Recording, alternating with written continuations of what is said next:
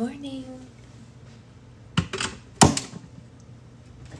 How's it going? Hello, hello. Why do my bangs look so ridiculous today?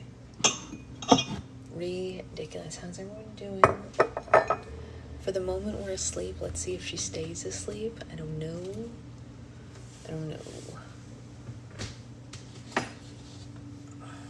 But we're just gonna hope. Because right now we are asleep. And it'd be great if she stayed asleep. Good morning from Pittsburgh. Well, hello to Pittsburgh. What are you doing in Pittsburgh?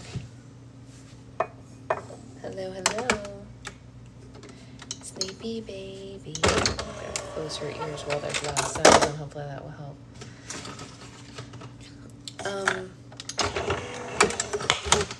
Also, a family dinner all the way in Pittsburgh? That seems like a long way to go for dinner. Hopefully you're staying longer than that.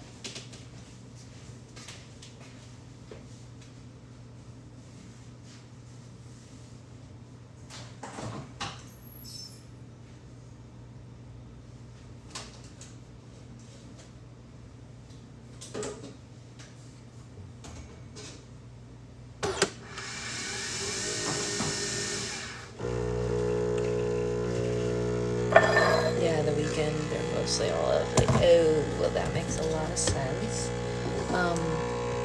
Well, I will tell Mina what I told my other friend who is on a trip. If you're bored and you ever are out somewhere and you pass a children's consignment store and you love shopping for baby things, I am on the hunt for carriers for my teaching library, and sometimes consignment stores have the good ones really cheap.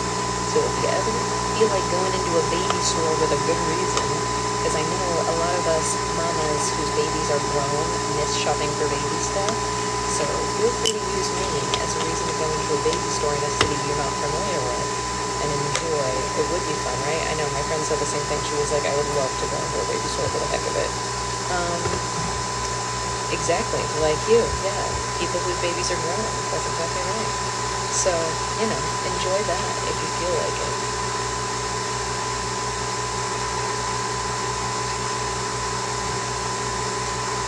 Obviously, I would Venmo you for a good one right away. Because,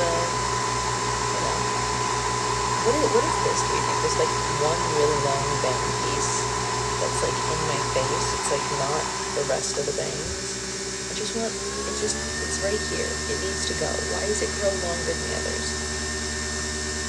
It's the best thing about baby showers now. Yeah. We don't have a good baby consignment store in my area, which is so lame. Good morning. I wish we did so that I could go and do it myself. Baby consignment stores are my favorite. I've found so much there, right? I wish we, I hear about people on the boards all the time, like other teachers and stuff, finding stuff at those stores. We don't have a good one here.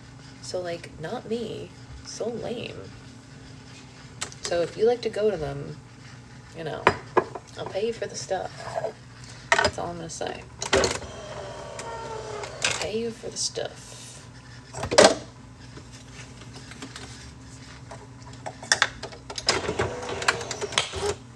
That's why I check Marketplace. Yeah, but Marketplace has everything at or near retail value, and I can't be paying that for teaching libraries. Are you looking for something in particular? I missed the deeds. Yeah, carriers for my teaching library specifically. So anyone who's near a good baby consignment store. There's a couple of ones that I've never gotten to try that I would love to check out. Happy Babies, Sakura Blooms, stuff like that. So if you see any of those ever on the cheap, they're really expensive new, which is why I'm not buying them new. But if I found one, consignment price, hello, I actually, here's something funny. If you're bored stuff, I wouldn't tell you to do it just for me, but if you're bored, yeah, I should make a list of carriers. You're right. That's a really smart idea. So this morning I was looking in the area where Liz and Becca live to see if any good ones are on Facebook Marketplace where they live, because Becca's coming to visit me. And there's actually one that's kind of cool in the same town that Liz lives in, but it's a little pricey for me. You have some consignment shops, Liz. You should go have some fun. There's a rainbow music carrier by Lenny Lamb in Liverpool, New York, and I saw it, but it's $75, and I am not paying $75. If it was like $25, sure, but not 75. No, sorry, Liz, I'm not sending you the link because it's too pricey. I'm not gonna pay $75. No. Rainbow music. I know, it was made for me. I know.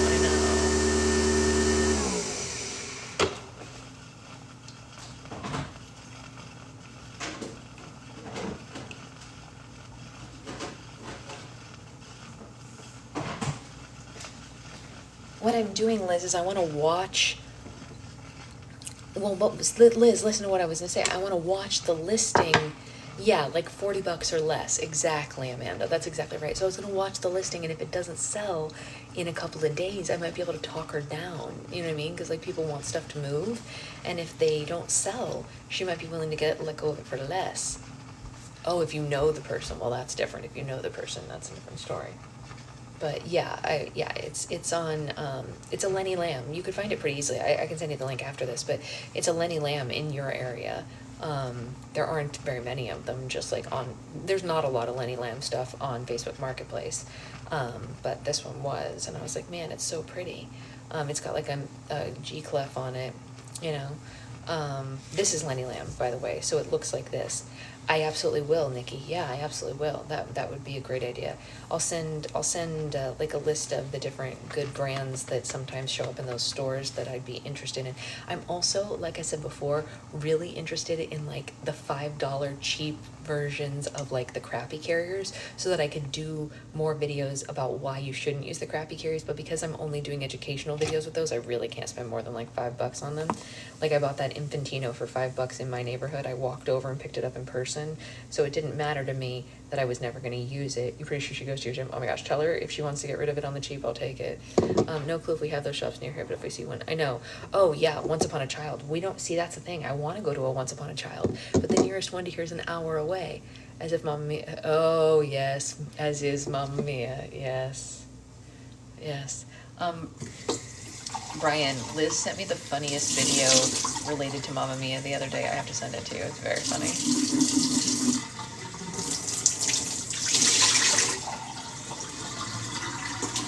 But I've heard that with carriers, they're not that overpriced, Amanda. Like, a lot of people have found some good ones there. I had the Infantino on my registry for James because he wanted it no more. Yeah, no more. No more. You know too much now, Stephanie. Just send him my video. Or send him all the videos of all the moms on TikTok who can't wear that properly. It's almost impossible to get a good fit in an Infantino. I mean, like, it's a struggle. Even if you're trained, it's a struggle. The reason that I went and got one is because one of my instructors, like one of the people who works at the school, said that because he gets what he gets and he won't throw a fit, that's right. She told us all that we should get one to have in our teaching library, even if we don't want people to use it, because most clients will come with that. And so you want to have it to try on with them and show them why it doesn't work. And if they're refusing, like especially for the teachers who teach in lower income areas, the Infantino is what most people get because it's only $20 new. You know what I mean? And like, that is why resale is so important, because we need to make sure that these people who can't afford nice carriers can get them, not for an arm and a leg. And now, this is not me saying that I think that the ethically produced companies like Hope and Plum should reduce their prices. I don't, because they're paying their workers a living wage, which is also important. But I get why a lot of people can't afford those, right? So you have to, meet them in the middle. But the Infantino is, it's a difficult carrier. It's difficult. I've never worn a Coney. I want to try them. My teacher, so I can't give a lot of information about this, but my instructor, who has been doing this for many, many decades, let me check on the price on that, Nikki. Yeah, I know some people just love, I'm one of those people. Like when my friends tell me they want something, I'm like, I'll find it for you. I love to do a little online shopping when I'm breastfeeding in the middle of the night. But Coney is actually one of the companies doing some safety testing with my instructor. So I like them for that reason, because they're open to doing new safety testing. Like, an elevated level of safety testing. They gave her carriers specifically to do new versions of testing with, which I think is great. So, you know, as a company, I'm open to trying them. I've never tried it, so we'll see. So anyway, yes, I will give everyone a list, and for people who like to do stuff like that, go forth and we'll build a library together. Especially because I think I told you guys, like, I talked to the youth librarian from our area, and they have some like teen programming, and I want to try to set up like possibly a teen parent how-to program for like how to do some of these things when you're like about to be a teen parent and you really need something. I also have a mutual friend who's like, let me do some more findings. Okay, listen, you know me, Liz, I'll take a good deal. Yeah, I really would like to have a teen parent program, and so the lower priced carriers will come in handy in that situation.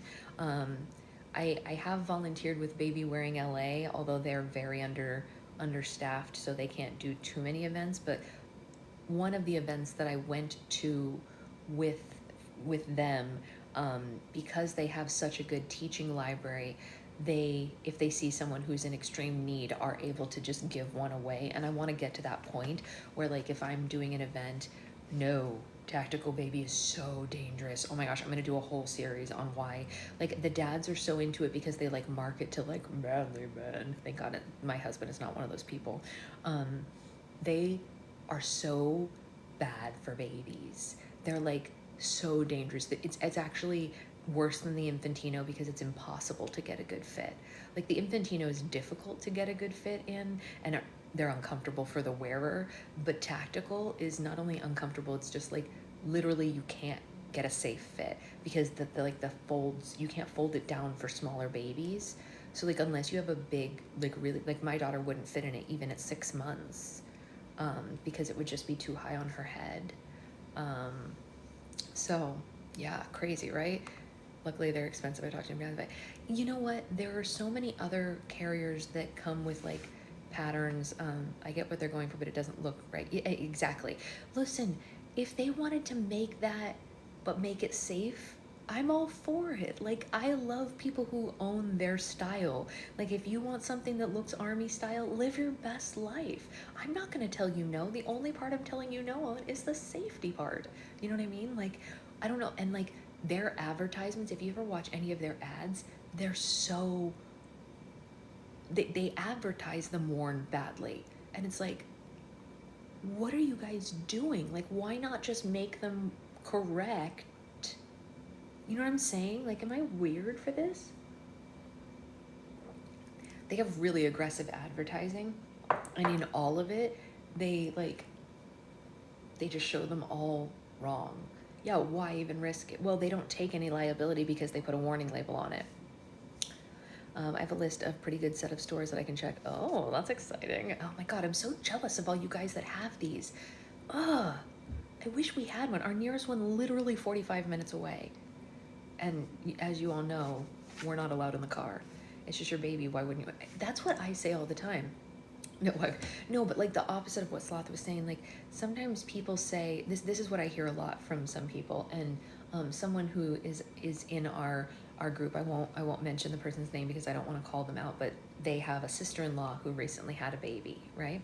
And the sister-in-law has and the person from our group has been confiding in me as we're like trying to find like a way to like talk to the sister-in-law. So we've been like saying like, okay, what if we say this? What if we say this, to try to get her to do things safely with her baby? And some of it's working. Oh, thank you. I appreciate that, Anya's mom. And so we've been talking about that in the back end, and we're making some progress with her. But she has a bad case of survivor bias, where kind of like, do you guys remember when I posted that video that I went up to that mom at the farmer's market and I was like, hey, you know, the panel, you gotta wear your baby safely, like whatever, like that. And I said it really nicely, but the thing was, that mom had a toddler with her. So she had already worn a baby, and that baby survived. So in her mind, well, it's fine. Obviously my toddler survived, so this baby will too. And the next time I saw her at the farmer's market, she was still wearing it with the panel way up here above the baby's airway. And it's like, sure, yes, your toddler did survive. I see that. You have a healthy toddler. but that doesn't mean that that's always going to be the case, right? Like, it only takes a few seconds for a baby to smother, you know? And on top of that, yeah, a lot of boomers do it. A lot of boomers do it. Me too, Isabella, me too. And then before I go into reading, I'll just say one more thing, which is, if you are a parent already, have a toddler, and you're walking around the farmer's market, or you're on TikTok, or you're wherever, you are seen as an authority, even if you don't mean to be, right? And this is something I take really seriously. In our last day of my class, our teacher had us go around and say, what was the reason that we came into class, and do we think that we accomplished it? Because I did not go into my class, like, because most of the people who went into my class are starting businesses. I already have a business, right? I make slime. I'm not out here trying to have, like, yes, I'm making educational content for a reason, which I'm about to talk about, but I didn't go into this saying, well, I'm going to become a doula and I'm going to, that's not my life, right? I'm not doing that. That's not my journey, right? What I said to her was, I said, regardless of how many views my page is getting right now, I didn't say that part to them. I said, because I have a presence online, I have a responsibility and a duty to present this properly. Because even if I'm just casually wearing her like I am right now in book club, and someone scrolls by and they see it, if I'm wearing her improperly, someone might see it, and when they wear their baby improperly, they go, oh, well, everybody does it that way. So-and-so, Sasha's a pretty intelligent girl. She's got multiple degrees, and she's smart, and she's educated, and like whatever, yada yada they say. So of course, if she's doing it that way, why wouldn't I do it that way too? She's an older mom. She's a 40-year-old mom. I am a 40-year-old mother. So if I'm doing it this way, and a 22-year-old mom scrolls by and says, well, the 40-year-old should know what she's doing, so I'll just copy her. Right? So I have a responsibility to present it correctly. Oh, of course, and I appreciate that, Stephanie. I am 40. Yes, I'm totally 40, Isabella.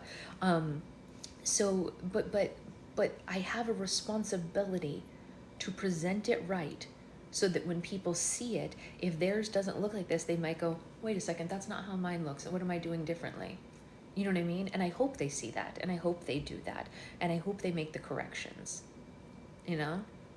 So anyway, that's my soapbox for the day. Now you've all heard my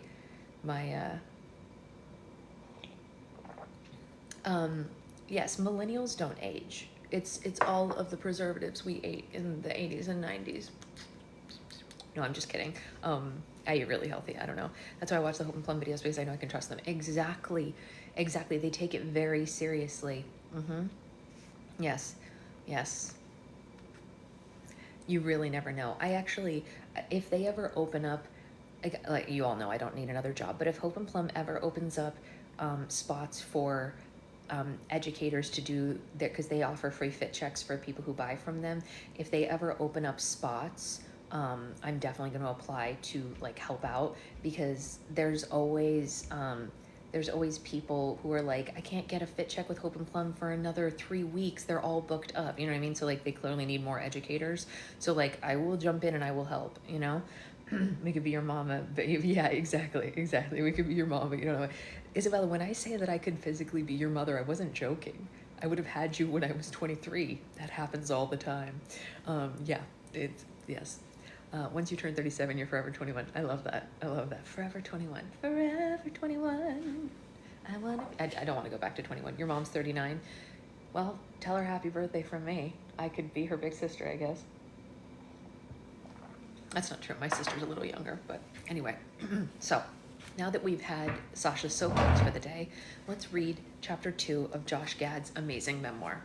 35? Yeah, that's fine. I'm the same age as her mom. Yeah, I know.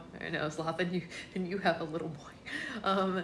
It's so cool that you could be my mom. I mean, I wasn't having kids that young though. I wasn't ready. I'll be 39 in November forever. Hey, there you go, forever. I opted to have my kids later. No, I didn't think you meant it in a negative way. So am I, Liz. So am I.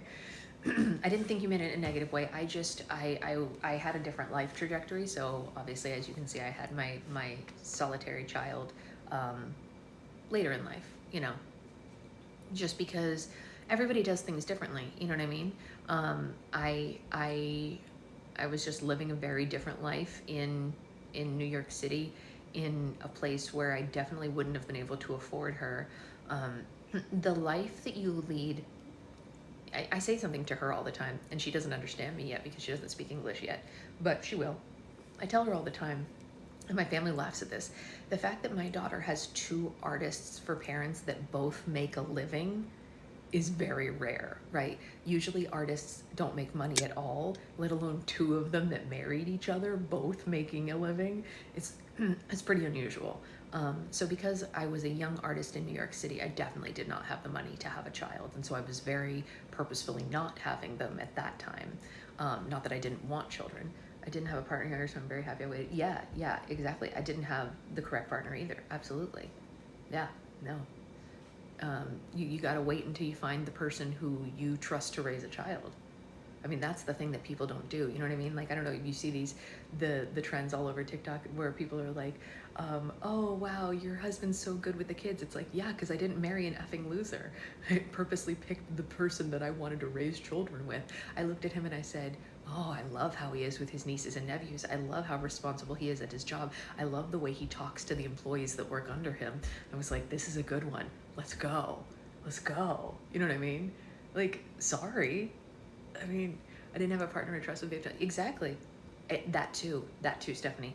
Equally as important, making sure that you are in a place to do the work. Stephanie's totally right. I 100% am on board with what you're saying. In both, you both have to be. Secret Husband was a great choice. He was the perfect choice, truly. It's never perfect, but he tries. Oh, okay, never perfect, but real close. I mean, like, he's real close. I always tell people, because I did not have a father at all, the greatest gift that I have given my daughter is the best dad. I mean, like Secret Husband is the best dad that she could have ever hoped for. They have the best relationship. They are best buds. Okay, so I'll tell you a story real quick before we keep reading. My husband reads Our New Parents. You know, the way that I read my due date group, he goes into the Reddit thread for new parents to find information and see what other parents are doing, right? And he said recently, I was really bummed out for this guy because he posted that, this is Lenny Lamb. It's a Lenny Lamb one. You can get it's what's like an almost perfect one. So like something cosmetically is wrong with it, but it's still structurally sound. So it's cheaper. They're great. So he said there's a dad who has an 8-month-old baby, and every time the mom hands the baby to the dad, the baby cries. Yeah, so what if he doesn't have collarbones? That's right. So the baby cries every time, like hysterically, every time the dad holds the baby, right? And he was like, I would so be heartbroken if she didn't want me to hold her. And I was like, well, it takes effort, right? You know what I mean? Like, it doesn't just happen. It's because from day one, he was holding her, he was feeding her, he was doing things, you know what I mean? I was like, you have to put in the effort from jump with them so that they see you as a primary caretaker. And that's what he did. And that's why they're best buds. You should see the look on her face. Becca will tell you, Becca's seen it. You should see the look on this child's face when he walks in a room. She lights up like the sun has just learned how to shine. I mean, truly. She looks across the room when he walks away like, no. Even with my dad, but he never screamed for 5 years. Oh, yeah. Oh, well, see, but he just dealt with it. See, I'm going to say something that's incredibly heartbreaking. And Secret Husband was like almost in tears when he was telling me this. He said, the dad wrote, now I understand why dads leave.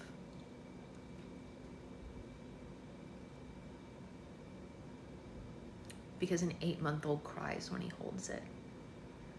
It's a baby who doesn't understand. Like, what, bro? Like, there should be a test. You shouldn't be allowed to have children if that's your perspective. It's heartbreaking. It's heartbreaking. Exactly. They'll come around. They will come around. But you have to put the effort in. It's not just, I know. Isn't it heartbreaking? I know. That's what I said, Anya. I literally went, oh my gosh. I was like, you know, and as the child of a dad who did leave, it hits hard, right? Parenting is not easy. That's what and my brother, I have to tell you guys, my brother is doing the work. So this is not me. I'm not belittling my brother, but before he had the baby, I was a little worried because he's my baby brother. He's never really been the most responsible, blah, blah. My daughter cried the 8 months of her life without it. Exactly. And now they're best friends. See, Jessica knows. Secret Husband's amazing. But like, I was a little worried about my brother and how he was going to handle parenting. He's killing the game, so I'm fine. But I kept telling him, I said, even an easy baby, mine is relatively easy, is still work, right? It's still effort. It's not easy. She doesn't cry very much. She doesn't require excess amounts of whatever. She doesn't have, you know,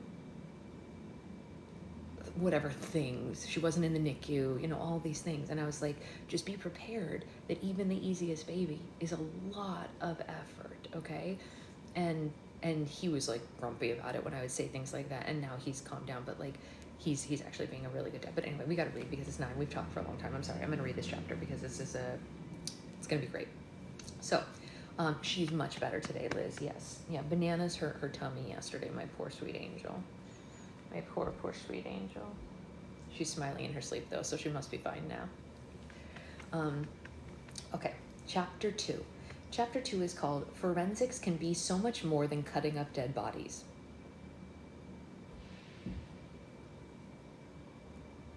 Quite a chapter title. Whether we admit it or not, every school activity is inherent cognation. Oh, no, go back to sleep. Shh. The sporty boys are jocks. The chess club kids are the intellectuals. The honor club members are the kiss-ups. The cheerleaders are the popular kids. And the model UN students are totally insufferable. I was none of these. Never played sports, wouldn't know what to do with a chess piece if I had the entire Queen's Gambit using my hands for me.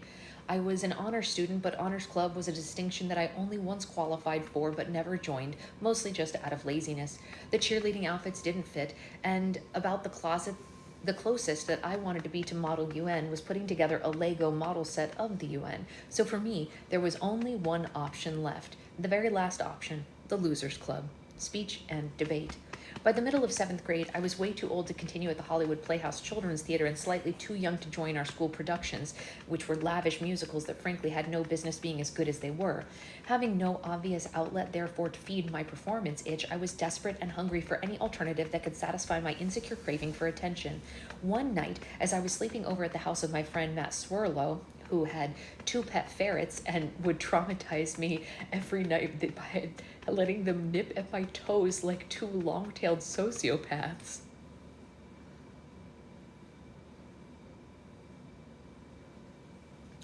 His brother Danny told me something called forensics. Danny was one of the stars of our school's esteemed musical theater program. He had starred as the titular Charlie Brown in You're a Good Man, Charlie Brown, and was gearing up to play the lead in the new school musical of A Chorus Line, which had fully kept the lyrics to Dance 10 Looks 3, aka Tits and Ass, in the show, giving real weight to the now common phrase, it was a different time. Suffice to say, Danny was one of my school heroes, the other being Scott Weinger, who was the speaking voice of Aladdin and graduated before I ever got there. Danny knew that I loved to act. He and I shared the same singing teacher, Jean Putnam, a sweet older lady who desperately wanted me to be the next Pavarotti and forced me to sing Italian arias, a skill that I would one day finally put to use as a fairy tale snowman. Danny asked me if I had ever heard of forensics, and I told him that I once had on TV. Yeah, I mean, isn't that when they cut up dead people to figure out who murdered them? And he said, no. That's a different forensics. And then he asked me if I had heard of the NFL. Of course, I said. I watch football with my buddies Dave Lang and Brett Hogan every week. Once again, he shook his head. No, different thing. And I had no earthly idea what he was talking about, but it was clear whatever the hell this NFL forensics was, it needed some serious rebranding. The other NFL, as it turns out, was the National Forensic League, and forensics was not referring to dissecting the dead, but a form of speech and debate. Forensics included multiple categories, including the original orator, which one writes a 10-minute speech about a particular subject matter meant to both entertain and compel an audience to agree with a clearly defined thesis statement at the top of the speech. There are categories like extemp and public address, which included more traditional debate tactics. Finally, there was a subsection that appealed to me most as a performer: interpretation, or as it's commonly called, interp. There are three main forms of interp: humorous interp, or HI, dramatic interp, or DI, and duo interp, or duo. Humorous interp requires a performer to interpret 10 minutes of written material into a comedic performance, playing the characters by popping in place from one to the other. It's me. That's it. You guys, I found my calling. I should have been in humorous interp. That's what I do every day. That's this. That's what we're doing right now. Popping is a form of movement where you shift in place in quick pops, changing your posture and the position of your feet to bring a character to life, a skill that would later come in handy for my third Broadway show, Glutenberg the Musical, some 25 years later, of course. DI takes the same approach but substitutes a dramatic piece for the material of a humorous piece. Finally, duo is a two-person performance that calls for two performers standing side by side, never looking at each other, while acting out a dramatic or comedic piece of content. I was immediately intrigued. I am also intrigued. How come I never heard about this? I totally would have done this in school, right? Right? She's not sure. You see the book? You're gonna love Olaf one day, I promise. You're gonna love him. Olaf's great. Danny told me that he wanted to personally introduce me to our school's head of forensics and theater, Brett Pasola, to get the ball rolling, which is when my ass clenched like a Pacific Coast clam. Pasola was the name that struck fear and intimidation into every would-be performer at my school. He had not only transformed our program into an elite performing arts department, the most elite in South Florida over a 5-year span, but his dramatic students were superstars in and out of our school walls. Pasola was also frankly unapproachable as a mythical figure. He didn't have the time or desire to learn how to talk to kids. He only had time for kids who already understood how to talk to adults. You didn't ask him if you could be part of his orbit. He sought you out and he knighted you. And if, when he so chose, which was incredibly rare, nevertheless, he always left an impression, for better or worse. And to this day, my dear friend Craig, a successful lawyer and friend of 30 years, immediately says, "Fuck that guy," whenever I mention Pasola's name, because the way that Craig and most students were shunned and spoken down to by this larger-than-life giant of a man. Yikes. Pasola's gruff voice, no bullshit vibe, dry and highly inappropriate sense of humor, large, broad physique, and a penchant for alcohol and hot sauce made him less like a teacher and more like a champion-winning SEC coach of all out of fucks to give. He couldn't be bothered with small talk unless you were one of the prize performers. Once you got into that rare circle, however, you had an ally and a friend for life who would serve your dreams on a silver platter. His wife, Kristen, was a beautiful blonde bombshell that every single hetero male student at the school had a giant crush on, and she was his creative and business partner, along with being the choreographer of the school musical. They had recently created a forensics program at the school were almost immediately successful, mostly in the debate and oratorical categories, winning local and national tournaments, including Harvard and Emory invitationals. If I could somehow finagle my way into the highly selective program, I was certain that I could do big things. My first meeting with Brent was not dissimilar to my first time having beep boop, quick, awkward, and leaving the other person completely unsatisfied.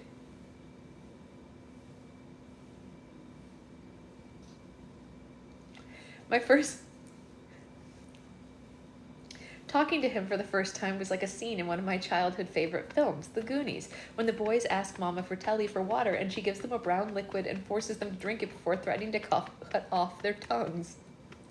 About 30 seconds into this one-sided conversation, he handed me over to one of his older students, Seth Yankowitz, and told him to teach me the basics. Seth, who was probably not very eager to spend his free time with a random tubby middle schooler desperate to impress, showed me the bare minimum. He taught me the basics of HI and duo, the categories he thought would suit me the best, solely on my appearance and about 2.5 conversations. He then illustrated how to maximize cutting the script down to 10 minutes in a way that satisfactorily tells a story with a clear arc and a well-defined character characterization. My first piece was a duo with my friend David Lang, adapted from the play Lone Star by James McClure, about Ray and Roy, two brothers living out in the backcountry of Texas. I was excited, but I didn't know what to expect at our first tournament. A weekend novice competition came. Each round has 6 competitors and a judge. At the end of the tournament, a team with the lowest points, earning the most first place in the round, wins. At around 10 a.m., Dave and I took our seats at the school's tiny desks and watched as the first team was called up to perform. It was 2 girls who took the stage and began performing. Within a minute, they stopped. I was completely confused. Was this normal? Why was the girl standing there staring at us? And seconds later, the young lady ran out of the room, starting to heave so loudly into a garbage can that I could barely contain my laughter. Was this forensics? Pretty quickly, Dave and I were getting good enough scores that the Pasolas were not, while not overly impressed, were curious enough to let me audition for the school play that they were directing next, Hair, a perfect musical for teens and tweens, covering such topics as Vietnam, beep boop, drugs. Again, it was a different time. I was genuinely stunned when I found out that not only had I gotten a role, but I was set to have my own duet, something that I, and everyone else frankly, was shocked that Brett gave an underclassman. Over the next year and a half, I continued to earn as much respect as an insignificant pubescent middle schooler could, performing duos here and there, getting ensemble roles in shows like Dames at Sea, and it wasn't until the summer heading into my sophomore year, however, that everything would really begin to click. Hey, Jamantha. The Pasolas had a summer program that was gaining national esteem called the Florida Forensics Institute, or FFI, where the most celebrated forensic coaches from around the country gathered in South Florida for a multi-week institute that helped students identify great material and shape them into nationally competitive performers. My teacher, the summer of 1996, was a man named Peter Pober, a renowned coach from the University of Texas at Austin, who primarily worked with collegiate forensic competitors. Interesting. At the beginning of every summer session, the students would be asked to perform 1 minute of a piece in order to give the coaches a sense of what the individual could do. Oh, we're asleep again. The previous year, I had performed a humorous interp from Laughter on the 23rd Floor by Neil Simon, so I decided to perform a snippet of that, and I absolutely killed it. Everyone in the room was dying. It was certain that Peter and I were going to find a next-level comedy piece that I could build on what I had already accomplished as a freshman. My first day in the room... No? You're not asleep? With Peter, he looked at me and he said, "You're funny, kid. You're going to do a DI." And I was completely baffled. I'm a funny kid, so you're putting me into the dramatic event? That's basically like saying, "Hey, LeBron, you're great at basketball, so why don't you be the shortstop for the New York Yankees?" Not that I'm comparing myself to basketball/hypothetical basketball legend LeBron James, or any person who does exercise for a living for that matter, but you get the point of what I'm saying. It made absolutely no sense. The more that I tried to push back on Peter, the more that he was entrenched in his decision. Not only was he insisting that I do a DI, but he had already chosen the piece for me. From the 1955 film Marty by Patty Chayefsky. I have no idea. Marty is perhaps best known for winning numerous Academy Awards, including Best Picture and Best Actor for Ernest Borgnine. A fact that I only know because Dustin Hoffman's Rain Man literally says, "Yeah, Marty, Best Picture in 1995, Ernest Borgnine." He was in Marty, Best Actor too. Beyond the one Rain Man reference, however, I knew nothing about it. I was handed the script and told to go off into a quiet corner and read it, and when I returned, I looked up at Peter and I said, "Did I do something to upset you?" And he said, "No, why?" And I paused, and then I said, "Why have you insisted that I do a dramatic piece about an overweight man who has no friends outside of his mother and can't get a date because he's unnaturally ugly?" Peter looked at me and responded and said, "Because you're going to do a great job with it." I had never done anything remotely dramatic in my life. I was the funny guy, the class clown. Now I suddenly was being handed a piece so beyond my skill set that I was forced to get it up on its feet and tip-top shape in just 2 weeks. To get me started, Peter handed me a long list of questions to answer about my character. The sheet read like a form that you would get when you're applying to the CIA, and I had to answer every possible biographical question about this character where there was no concrete information to make educational inferences from. How old was he? Where was he born? What are his likes and dislikes? How tall is he? What's his favorite song? What does he like to eat? I mean, all I wanted to do was a funny little 10-minute comedy, and now I was prepping for an interview with fucking 60 Minutes about a fat single butcher? The more questions that I answered, the more new questions Peter asked of me. After a few days of that, we started to cut the piece into its essentials, creating a 10-minute dramatic arc that told the story of this overweight man who desperately wants to overcome his lot in life and fall in love. I was going to play the three main characters, Marty, his mother, and his date, Clara. Now, if you take a second to read that back, you'll notice that two of the three characters I was being asked to play were women.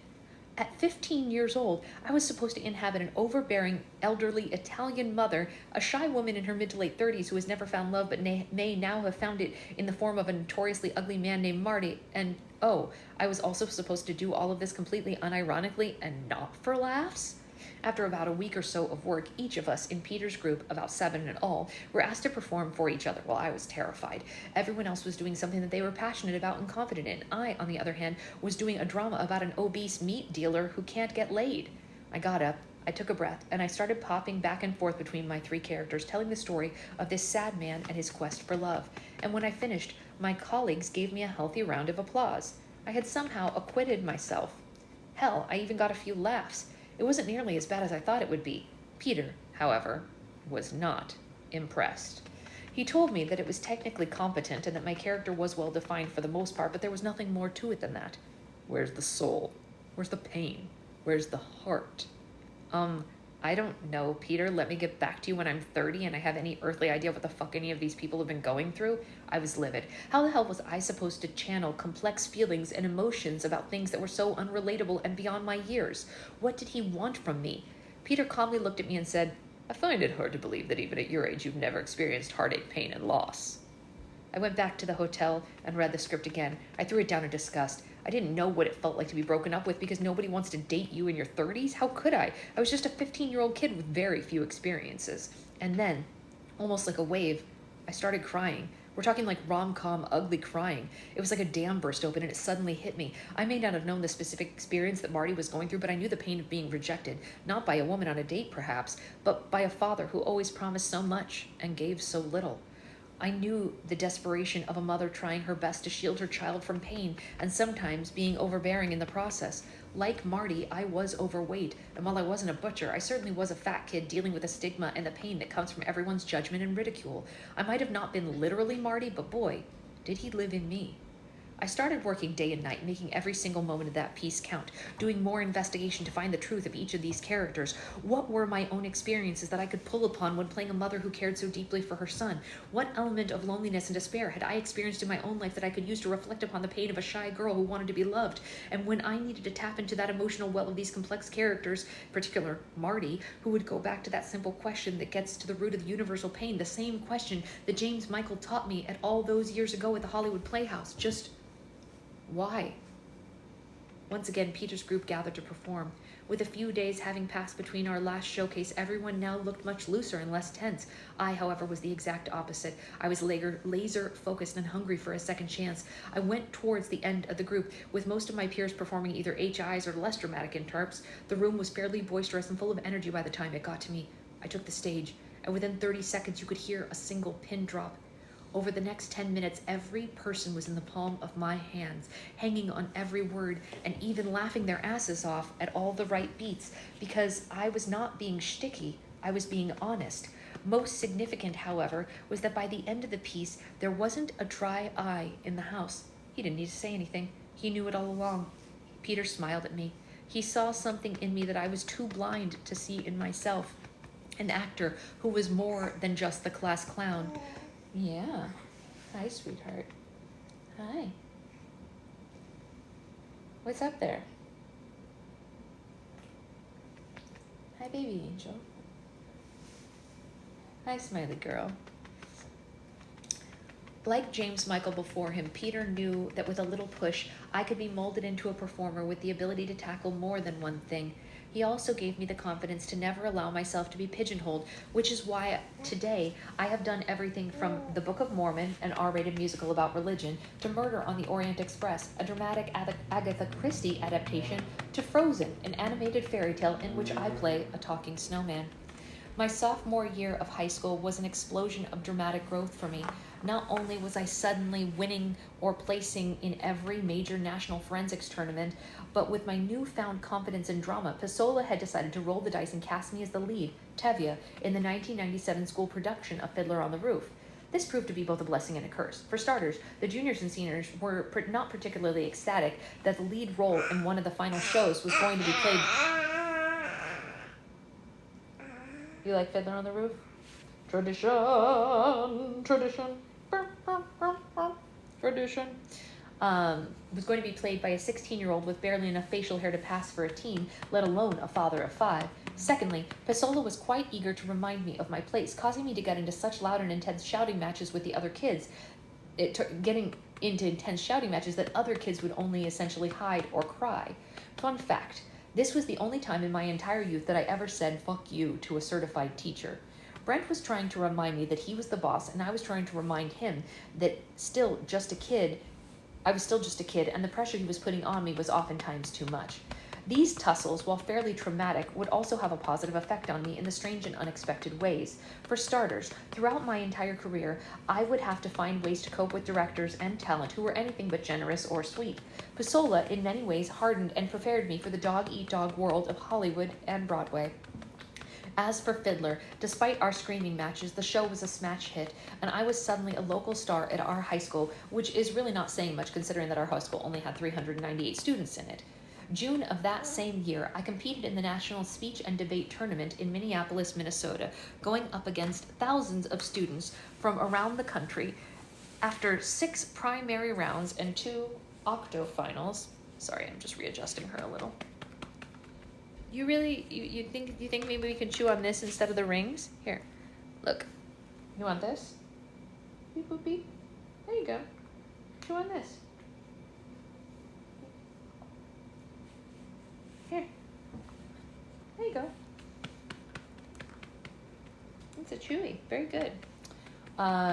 Going up against thousands of students from around the country. After 6 primary rounds, 2 octofinals, 2 quarterfinals, and 1 semifinal, I found myself in the final 7, competing for the national championship.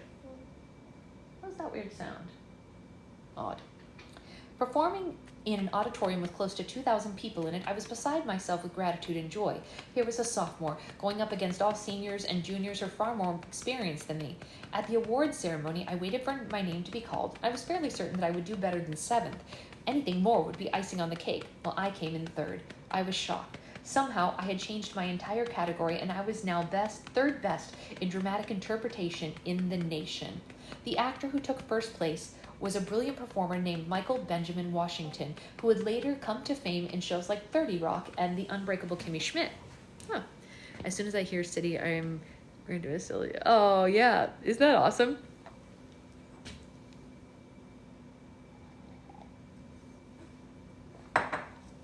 After the ceremony, he walked up to me and said, "You're next." I was ready to take the mantle, but now that I had proven that I could break away from what was typically expected of me and succeed at the highest level, I wanted to try my hand at a new challenge. One of the great opportunities of the national championship competition is that students get to celebrate at the final round of each major category in a 1-day period in the giant auditorium. After I had finished my final round, I decided to sit through the final categories of the day, perhaps the most prestigious of all speech events, the original oratory. I had very little knowledge of OO, as it's called. All I knew is that students had to write a 10-minute speech on a topic of their choosing and then persuade you based on their opening statement thesis. Topics could range from the national opioid epidemic to how to stem the tide of the international drug flow to something as simple as why pets make us happy.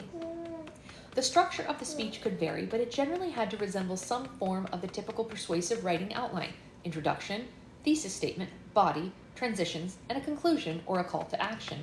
As for performance, the speaker can transition by moving a foot or two to the left or right and is allowed to use various hand gestures to make points. Anything beyond that was not within the confines of the accepted rules and regulations. Finally, the speaker would be judged on several criteria, including content, delivery, organization, and overall effectiveness in persuading the audience. As I sat and watched my first ever round of original oratory, I was floored by the power of the written word married to the power of the voice and persuasion. There was no doubt about this. This was going to be my next category. And when I returned to FFI that summer, everyone was baffled. Why would I, a student who was now gaining so much acclaim in interp, suddenly switch over to oratory, a category mostly reserved for brainiacs and non-actors like future President Barack Obama and Vice President Kamala Harris, as well as many senators, television hosts, and Supreme Court justices?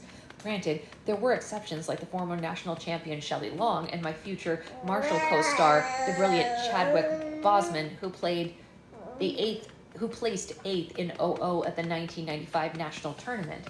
But there were few and far between. I was determined, however, and nothing was going to stop me. I recruited the help of legendary coach named Bob Marks and my ferociously smart and terrifying sophomore English teacher, Linda Winrow. The three of us sat down and they started asking me questions about the kind of speech that I wanted to write, and I didn't hesitate. I said, I want to do a speech about the therapeutic nature of laughter. Just as I had called upon my emotional experiences in DI, I was now prepared to reflect on how humor had been weaponized in a childhood to combat the sadness and pain of my own household. It was personal, it was familiar, and most importantly, it was wholly me. Oh, big yawn. Big yawn. Hey, Renee. My first draft was all anecdotes. Bob and Linda took one look at it and said, no, this is all useless. Where are the citations? Where's the proof of what you're saying? You can't just prove your point with anecdotes and funny quips. Get back to the basics. You have to do research. Research? What am I, a doctor? And suddenly I went back to square one. Just as I had immersed myself in the biology and psychology of Marty the summer before, I now had to become an expert on the therapy and health benefits of laughter. I plunged myself into books. I spent hours scrolling through microfiche and doing searches on rudimentary mid-90s web engines. Once I had my research, I suddenly had the power to do the previously unthinkable, prove my point with more than just bullshit. I sat with Bob and Linda and mapped out the foundation of a speech. Now that I had the meat on the bones and clear sense of structure, it was finally time to do what I was most excited to do, make it my own. I sat at the computer for hours on end trying to come up with the funniest way in and out of every moment, making sure that if I was going to prove that comedy was indeed the great elixir, by God, I better be funny in the process. Finally, with the speech ready to go, I had only one thing left to do, give it a name. There was only one option ever when I wrote it down. I knew it was right. Punchline. Along with Punchline, I was going to do another DI, and this was based off the life of Groucho Marx from Groucho, A Life in Review by Arthur Marx and Robert Fisher. I was so excited. I had a killer DI and a killer OO. Except everywhere I went, my oratory did middling at best, terrible at worst. Yeah. Nobody could buy me doing an oratory. The DI, on the other hand, I was unstoppable in. I won tournament after tournament, including placing first place at Harvard, Emory, and the Florida State tournaments. But if there's one thing that is certain about forensics, nothing is certain. In order to get to nationals, one had to first break out of their local district. While local districts aren't politically gerrymandered, they might as well be. As results favored not those who have the best chance at nationals, but those who brought the most mommy judges to a tournament. Quote-unquote mommy judging is a term affectionately used to describe first-time judges who are being dragged there by their son or daughter to a tournament in which they have no idea what they're doing and who tend to penalize competitors going up against their kids from their very own school. A mommy or daddy judge is also frequently uninterested in content, choosing naps over watching performances, something technically not allowed, and they generally are moved by more broad and overwrought than subtle, nuanced performances. In South Florida, there was another fun factor involved, the lack of English-speaking judges. Suffice to say, it shouldn't have been that shocking that it was the previous year's it shouldn't have been a shock that it was the previous year's highest decorated competitor from the district, me, that did not qualify out of the same district with a piece that had won the same state's championship tournament just mere weeks before. Suddenly, I went from hero to zero. I may not have qualified with my DI, but I managed to somehow squeak out of the district with my OO, a piece that had not done much for me all season long.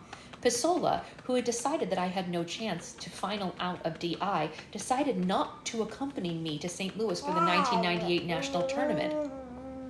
Cruel. Fasola was so pissed at me for quitting my junior year show Pippin. For the record, I turned it down because I had an ego as big as my waistline and was bummed that I was relegated to the 5th or 6th lead after playing Tevye. Another fun fact, the title role of Pippin was played by none other than my best friend, Seth Gable. As for nationals, I was fully on my own since nobody else from my school qualified that year, so I would have to bring my own chaperones, my mom and my amazing stepdad, Stan, who came into my life when I was 11, turning my whole world upside down by introducing me to everything from fishing to the joys of cheeseburgers. He also provided me with something that I had previously desperately been missing, a decent adult male role model. Despite my enormous success in the previous year with my DI, the world of OO, I was considered an imposter and by other competitors and their coaches, and nobody was giving me a chance to go very far. I was also entering the tournament with my own level of neuroses, because it was my secondary category all year to DI, and now it was the only opportunity that I had left, an opportunity that my own coach didn't regard with much optimism. Regardless, I was determined to have the time of my life with my parents. I would finish competing by late afternoon and we would go check out the zoo, in which had a completely hairless chimp that ate his own shit in front of us. It turned out to be a small, run-down collection of habitats for primates that might not be the healthiest environment for these incredible animals. On another day, we hit the world-famous Gateway Arch. I was determined to have a blast, no matter what happened. On the 3rd day of the competition, I was at a hotel taking a quick nap between the end of the regular rounds and the first break round when they announced which competitors have broken into the top 40. The phone in the hotel room startled me awake. My mom picked it up and looked incredibly confused. She hung up and she said, "Get ready quick. Something's happened and we need to go back to the tournament." When we got to the school, the rounds were taking place. The head of the tournament walked out of the tabulation room and said to me, "We're about to announce the top 40. Unfortunately, you did not make it." I didn't understand. They made me come back to tell me in person that I didn't make it.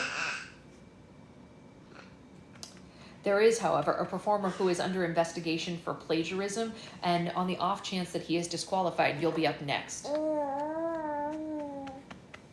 So essentially, I was now out of the tournament, and if I was even able by some miracle to get back in, I would be fighting for my life with the knowledge that I was dead last in the standings. Great odds.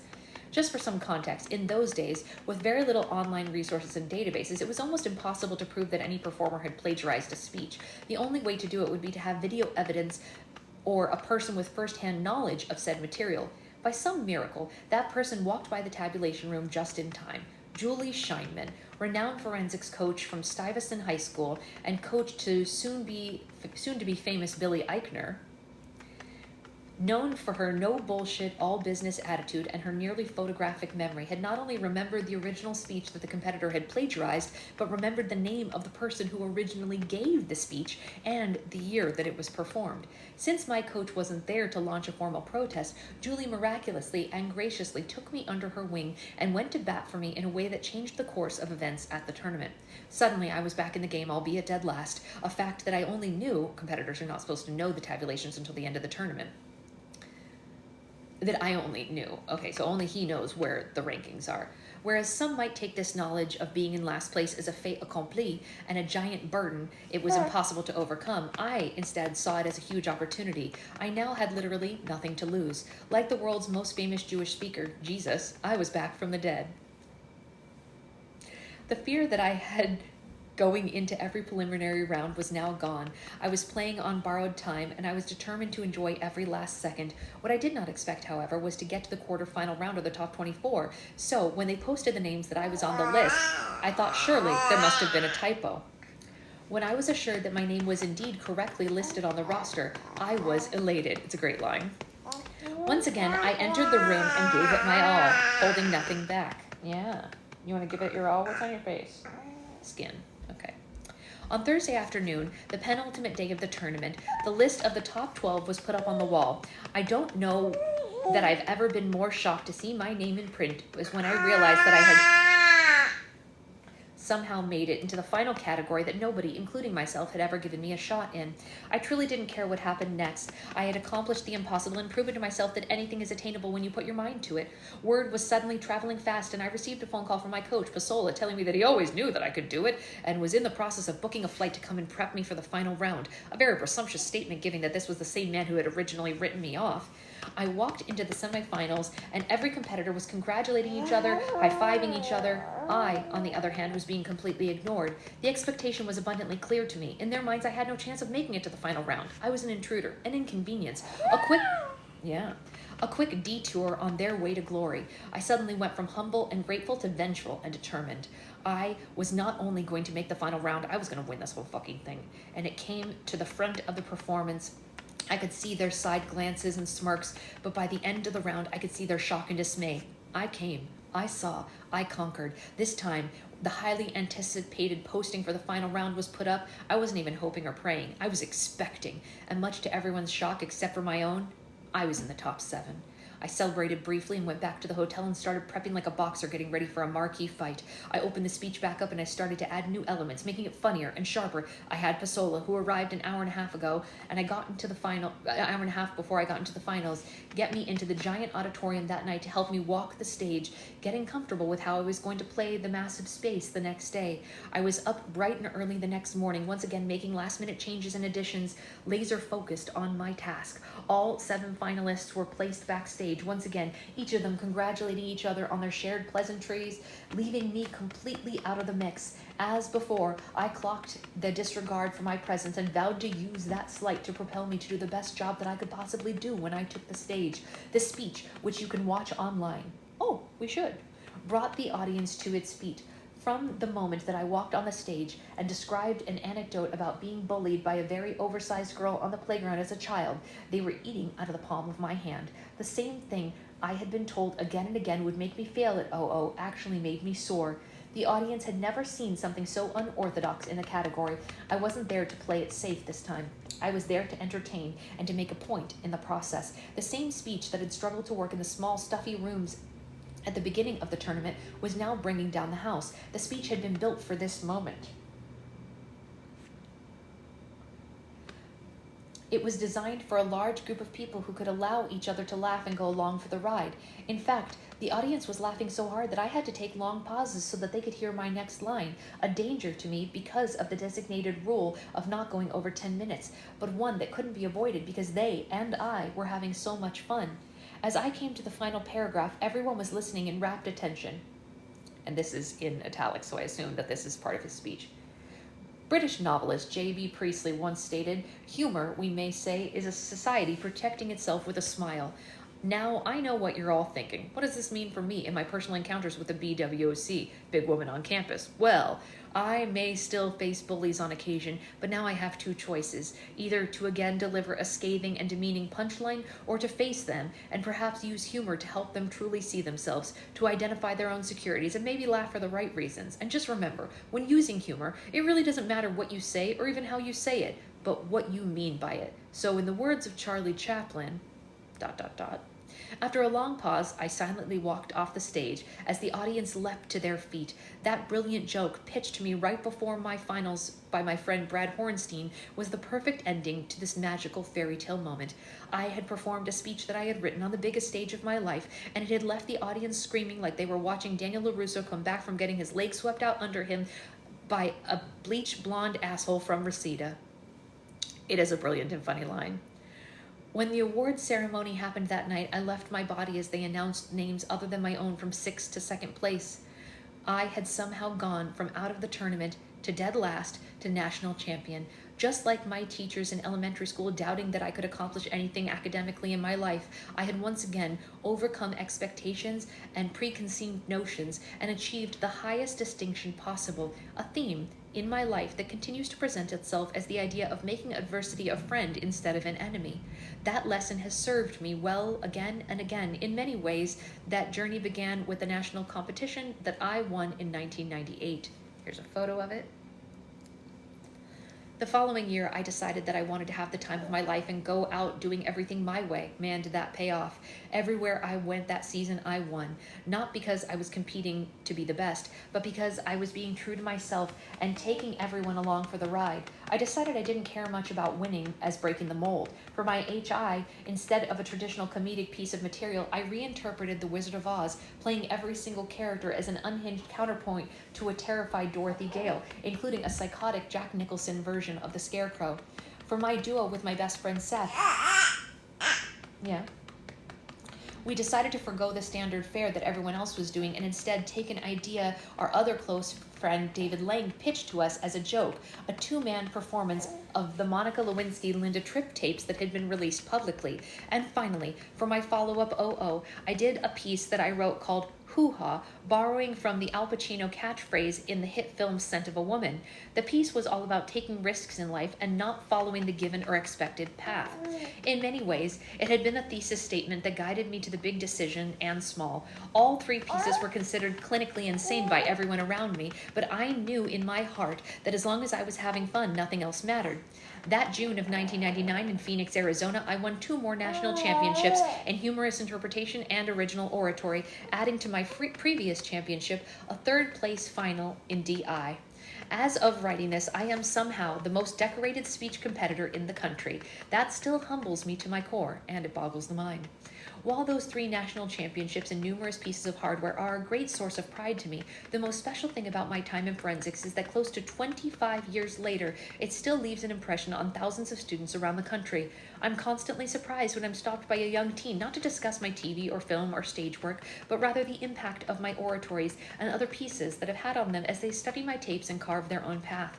Having a legacy dating back to my high school years that continues to impact students to this day is beyond my wildest dreams. At 18, I was on top of the world. I was big fish in a small pond, conquering everything in front of me. I was class president, a genuine star in my school, headlining in shows like The Crucible and Guys and Dolls. Having broken away from my own insecurities like Marty before me, I now had a beautiful girlfriend named Laura, a junior in my high school, whom I started dating in my senior year. I was driving a spiffy silver 2-door Honda Civic with manual windows, and last but not least, I finally had a healthy home life with my mom and Stan, giving me the confidence and strength to dream the impossible dream. With my dad regulated to the position of a stranger who I now saw less and less, the sky was the limit. How truly and completely unready I was then for the wake-up call that my fragile ego was about to get. What is it? That's the end of the chapter. What's the wake-up call? Josh, you can't leave us hanging like that. No.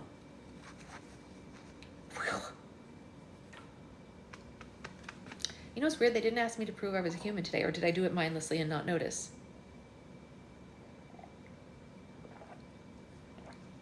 That is a brilliant line.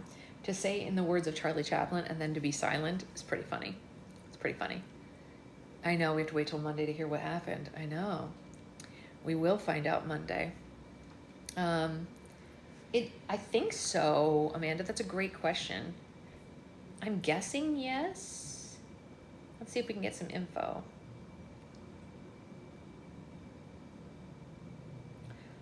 It doesn't list anyone else, although we would have to